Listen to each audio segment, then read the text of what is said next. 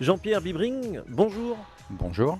pour cette deuxième émission autour donc de la planétologie comparée. C'est vrai qu'on n'en a pas pour l'instant parlé. Ce sera l'objet spécialement des troisième et quatrième et dernière émissions donc de cette émission scientifique. Jean-Pierre Bibring, on assiste de nos jours, à notre époque, avec l'explosion d'Internet, son expansion à travers le monde des idées, à une certaine, j'allais dire, fausse histoire de l'exploration spatiale. Les jeunes, par exemple, pensent, de plus en plus d'ailleurs, que nous ne sommes jamais allés sur la Lune, que tout ça a été filmé en studio en 68 par Stanley Kubrick, qui avait juste à l'époque réalisé 2001 l'essai de l'espace. Et ils disent, mais si, la preuve, regardons le drapeau, le drapeau, il n'y a pas d'atmosphère sur la Lune, ça devrait tomber. Est-ce que vous avez eu écho de ce genre de paroles auprès de jeunes et qu'est-ce qu'on peut leur répondre tout simplement d'ailleurs? Oui, bien sûr que j'ai eu écho, et le faux film de Kubrick est bien sûr célèbre, bien fait du reste. Mais non, vous savez, ce genre de déboire de l'information existe depuis le début. Lorsque Gagarine a fait son premier vol, c'était un tel traumatisme en fait pour ceux qui voyaient ça mais n'avaient pas été capables de le faire avant, essentiellement les États-Unis, que beaucoup de bêtises déjà à l'époque ont été dites, à savoir que Gagarine ne serait peut-être pas le premier, mais qu'il y a eu des échecs avant, etc. Mais bon, il faut bien se rendre à l'évidence, et c'était la même chose pour les vols Apollo. En fait, c'est pas vraiment dans les vols Apollo, mais longtemps après que les gens disent, mais attends, est-ce que c'est bien vrai tout ça? Est-ce que c'est bien vrai que ça n'a pas été filmé? Est-ce que c'est bien vrai qu'on s'est posé? Il y a de nombreuses raisons pour lesquelles on sait bien sûr que les échantillons viennent de là-haut.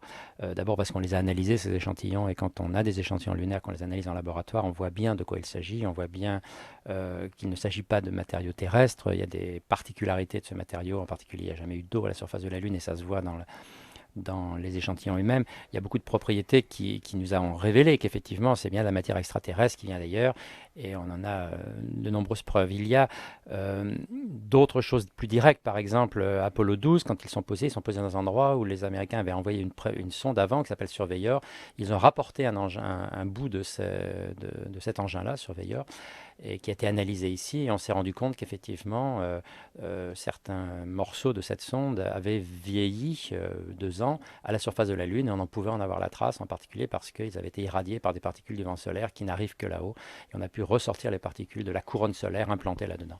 Et plus récemment, il y a même quelque chose d'assez extraordinaire, la sonde européenne Smart 1, qui a fait une cartographie depuis l'orbite de la surface de la Lune, a pu depuis l'orbite faire un panorama précisément d'un des sites d'Apollo, où on reconnaît sur les images l'ensemble des cailloux que la sonde a pu voir au sol. Donc là, on a même une double imagerie au sol et de l'espace d'un des sites qui a été la cible d'Apollo. Autre légende, les astronautes sont redevenus Buzz Aldrin, Neil Armstrong et Michael Collins sont devenus fous après leur aventure sur la Lune. Non, ils ne sont pas devenus fous. D'abord, on les a rencontrés. C'est des gens avec que l'on côtoie, avec qui on fait des conférences et qui ont beaucoup de choses merveilleuses d'ailleurs à raconter. Ils sont en train de prendre leur retraite, mais ils ont pendant très longtemps continué à travailler. Armstrong étant ingénieur dans une grande entreprise américaine. Ce sont des gens, pour l'essentiel, vraiment remarquables. Cela dit, ce sont des gens qui avaient été sélectionnés essentiellement pour pouvoir faire un aller-retour en toute sécurité. Donc, ce n'étaient pas des scientifiques, ce n'étaient même pas forcément des ingénieurs, c'était des militaires, tous sauf un, le dernier, Smith, dans le dernier vol, Apollo 17, qui avait été choisis essentiellement pour leur qualité physique. Et quand on fait ce genre de recrutement, on ne peut pas exclure que certains d'entre eux, effectivement, étaient ensuite et non pas soit devenu fou, mais il faut aussi imaginer qu'avoir été sur la Lune une fois, être capable d'avoir fait ce voyage, ça peut effectivement psychologiquement déranger aussi un petit peu, et on ne peut pas s'assurer qu'effectivement les gens ensuite vont être comme avant. Mais les astronautes ont été sélectionnés pour avoir un profil psychologique fort. Oui, mais encore une fois, le plus important était que l'on s'assure qu'ils pourraient être là-haut, accomplir leur mission, qui était une mission technique et scientifique, et revenir sauf. Je pense qu'on ne peut pas simuler l'extase dans laquelle on pourrait être après quand on sera là-haut, et donc qu'il y ait eu après des gens qui ont effectivement eu la tête qui est tournée est tout à fait normal. Je devais aller aux États-Unis et j'avais dans l'idée de faire un livre sur les rencontres que j'aurais faites aux États-Unis. J'avais écrit aux astronautes sachant que Neil Armstrong est devenu très très discret, il est pratiquement intouchable, il vit à Cincinnati dans l'Ohio. Écoutez, je pense que maintenant c'est un petit peu plus facile vu qu'il a pris sa retraite et qu'il est plus disposé à ça. Il a lui-même, effectivement, et c'est une de ses grandes qualités, choisi d'être un petit peu en retrait précisément. Voilà, c'est un professionnel, il a fait sa mission, il a été là-bas, il a fait exactement ce qu'on attendait de lui. Il a continué sa vie en sortant du peloton des astronautes et en faisant sa vie d'ingénieur.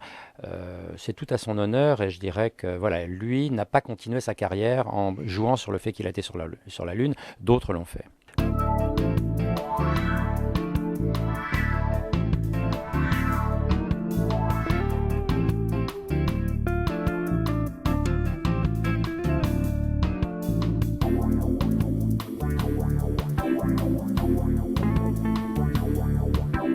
L'univers des sciences, RCF. Pour continuer cette émission, l'été dernier, des jeunes m'ont dit « Nous avons entendu Edgar Mitchell qui a déclaré que Roswell, bon on va pas faire l'histoire de Roswell, malgré qu'il y ait un bouquin, une somme qui a prouvé par A plus B que c'est une connerie, que Roswell ça existe, que nous sommes visités par des civilisations extraterrestres depuis bien longtemps et que nous sommes presque en mesure de le savoir. » Je suis allé sur Internet, Jean-Pierre Bibring, j'ai vu que Gordon Cooper, le héros de l'étoffe des héros, l'astronaute copain justement de Kennedy, a fait une déclaration en disant qu'il avait vu une soucoupe volante.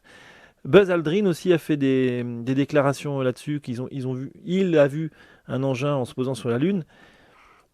Qu'est-ce que c'est que ces histoires ? Il y a plusieurs choses. La première, c'est qu'effectivement, dans les trajets Apollo, vous savez, le fusée qui était utilisé, parce que la Saturne V Titan il y avait des fusées à poudre, et dès que vous larguez quelque chose, si vous ne l'obligez pas à redescendre, il vous suit, bien sûr. La conservation de la quantité de mouvement fait que vous ne pouvez pas empêcher le système d'évoluer normalement, il est soumis aux mêmes forces.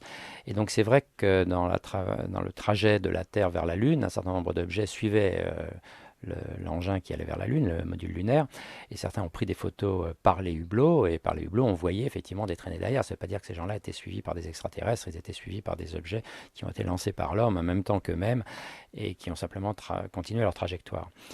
Donc l'essentiel des choses que l'on observe sont des choses connues, à vrai dire, mais pas forcément par celui qui l'observe, mais par exemple autour de la Terre, en permanence la météo envoie des quantités de ballons-sondes pour essayer de comprendre un petit peu ce qu'est le climat terrestre. La plupart des gens ne le savent pas, bien sûr, parce qu'on n'a pas une carte de tous les ballons-sondes envoyés dans l'atmosphère. Quand vous envoyez des ballons à haute atmosphère, ils finissent par dériver, rentrer dans l'atmosphère, éventuellement en brûlant, et ça peut faire des structures qui sont relativement bien repérées et bien connues. Et en fait, même si les gens ne savent pas ce qui est en train de tomber, la météo en particulier le sait. Mais il faut aussi se dire qu'il y a énormément de phénomènes qu'on n'explique pas encore, et c'est pas parce qu'on n'explique pas un phénomène qu'il faut forcément trouver une explication irrationnelle. Par exemple, on s'est aperçu que certains insectes, ce qui était très étonnant parce que on ne l'imaginait pas, peuvent voler à très haute altitude, à un endroit où il y a pourtant très peu d'oxygène. Ah bon, quoi comme insecte ? Écoutez, je ne sais vraiment plus le nom, j'ai lu ça plein de fois.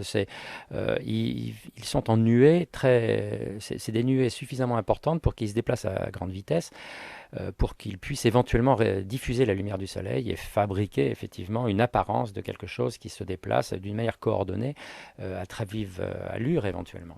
À nouveau, quand on ne vous comprend pas quelque chose, il ne faut pas penser qu'une explication non vérifiable est réponse à la question. Je dirais même que c'est un processus de la recherche que de dire plus on trouve de choses, plus on comprend comment marche la nature, plus le nombre de questions non résolues augmente. Il faut qu'on s'habitue avec l'idée que la connaissance n'est pas un puzzle dont à chaque fois on remplirait par une pièce le cadre, et le cadre un jour serait rempli. Le cadre se dilate au moins aussi vite qu'on ne le remplit. Alors ça ne veut pas du tout dire qu'il ne faille pas le remplir, ça ne veut pas dire qu'il ne faut pas continuer à comprendre, on en sait de plus en plus, mais plus on en sait, plus on s'aperçoit qu'essentiellement les questions étaient mal posées, et qu'il faut que le cerveau humain s'habitue à vivre avec plus de questions que de réponses, sans postuler que des réponses existent auxquelles on n'a pas accès et qu'on ne pourrait pas vérifier. C'est pourquoi l'attitude scientifique, à mon avis, consiste à essayer de se poser les questions dans des termes qui puissent être vérifiés par une expérience. Si vous ne pouvez pas vérifier en disant c'est comme si, mais ça n'a pas grand intérêt. Alors sur la question des extraterrestres, C'est une question bien sûr récurrente qui est en fait d'origine presque idéologique, qui était que au cours des siècles passés, avec ce qu'on appelait la pluralité du monde, il était extrêmement difficile, dans nos sociétés en tout cas, de concevoir que ce qu'on vit ici n'est pas à l'infini dans l'espace et dans le temps et qu'il y a une unicité de ce qui nous a produit ici. Et on a eu au cours du temps un petit peu les deux aspects, l'aspect de ce qu'on appelle le principe anthropique, qui consiste à dire au contraire, il y a une unicité de ça a été fabriqué, il y a eu un dessin qui a fait qu'aujourd'hui on est là et qu'on se pose la question. D'autres au contraire, qui à l'inverse ont dit mais pas du tout, il y a une pluralité des mondes, il y a même une infinité de mondes et où qu'on soit, on en trouvera. La réalité est probablement, comme toujours, intermédiaire entre les deux, et en tout cas, on est à peu près convaincu que maintenant, en tout cas dans le système solaire, on n'est même pas sûr que la vie ait pu démarrer, et c'est pour ça d'ailleurs qu'on travaille activement sur les affaires martiennes actuellement. Mais c'est vrai que c'est extrêmement difficile de le démontrer et on ne peut pas penser qu'ailleurs que sur Terre, des espèces vivantes aient pu voir le jour. Mais espèces vivantes ne veut pas dire bien sûr des espèces dont l'homme est un des prototypes. La vie a montré au cours du temps une incroyable richesse de la diversité de ce que ça peut produire. Il y a énormément d'espèces vivantes qui peuvent se développer sans que ça aboutisse nécessairement à des mammifères et à l'intérieur de ces mammifères à l'homme lui-même. Donc je dirais que les grandes questions qui se posent aujourd'hui, c'est de savoir effectivement est-ce que toute chimie aboutit à une biochimie? Est-ce qu'on sait que des atomes donnent des molécules quand elles sont dans un bon environnement? Est-ce que ces molécules nécessairement vont conduire à des espèces vivantes ou est-ce qu'il faut des conditions extrêmement particulières? Plus on réfléchit à ces questions, plus on s'aperçoit qu'en fait, en tout cas dans le système solaire et probablement dans notre galaxie, un petit nombre de conditions extrêmement rares ont été présentes sur Terre qui ont permis que la vie puisse voir le jour éclore. Encore une fois, il s'agit d'espèces vivantes monocellulaires qui sont restées, comme on le sait, pendant plus de 2 milliards d'années dans l'eau elle-même. Pour que la vie puisse sortir de l'eau, il a fallu d'autres conditions très particulières qui ont été remplies sur Terre et probablement nulle part ailleurs, en tout cas dans le système solaire. Eh bien, merci Jean-Pierre Bibring. La semaine prochaine, on attaque Mars. Vous êtes d'accord? Absolument. On y va.